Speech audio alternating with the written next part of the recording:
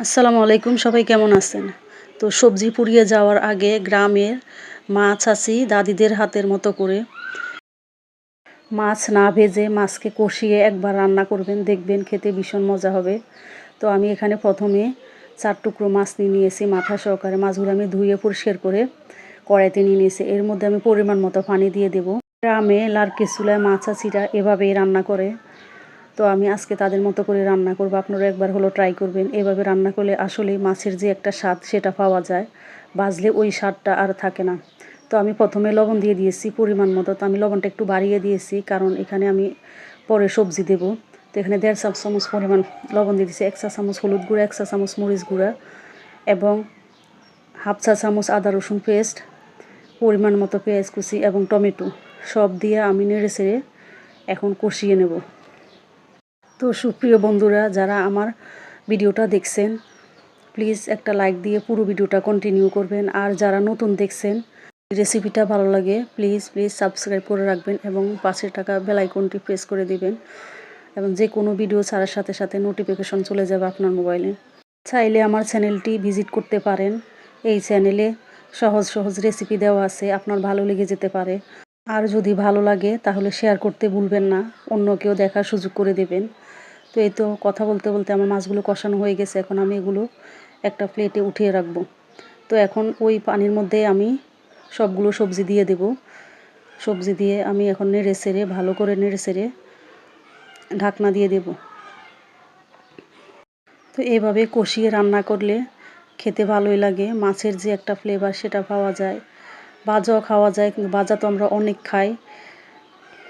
আজকে ভাবলাম এভাবে মাছটা কাঁচাভাবে রান্না করি। তো ঢাকা দেওয়ার পর আমি মাঝে মাঝে ঢাকনা উঠিয়ে নেড়ে ছেড়ে দেবো, যাতে নিচে থেকে না লেগে যায়। তো আমার কষানো হয়ে গেছে, এখন আমি পরিমাণ মতো ঝোল দিয়ে দেব। তো আমি এখানে যে পরিমাণ ঝোল রাখবো ওই পরিমাণ মতো আমি ঝোল দিয়ে দেব।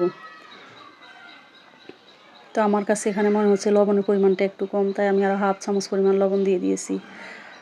লবণটা যে যার স্বাদ মতো দিবেন। তো এখন আমি আবারও ঢাকনা দিয়ে দেব। রান্নাটা প্রায় 50% হয়ে আসলে এর মধ্যে আমি মাছগুলো দিয়ে দেব। তো আমি এখন ঢাকনা উঠিয়ে আবার নেড়ে চেড়ে দেখেছি রান্নাটা প্রায় হয়ে এসেছে, সবজিগুলো সব সিদ্ধ হয়ে গেছে।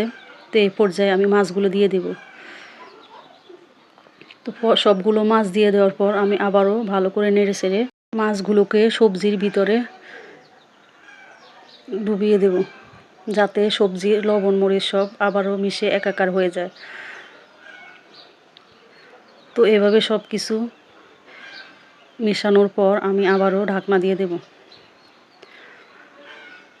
তো ঢাকনা দেওয়ার পর 2-3 মিনিট বলক উঠানোর পর এটা পুরোপুরি রান্নার জন্য অপেক্ষা করব। এভাবে মাছ কষি উঠিয়ে সবজি দিয়ে রান্না করে একবার হলেও খেয়ে দেখবেন।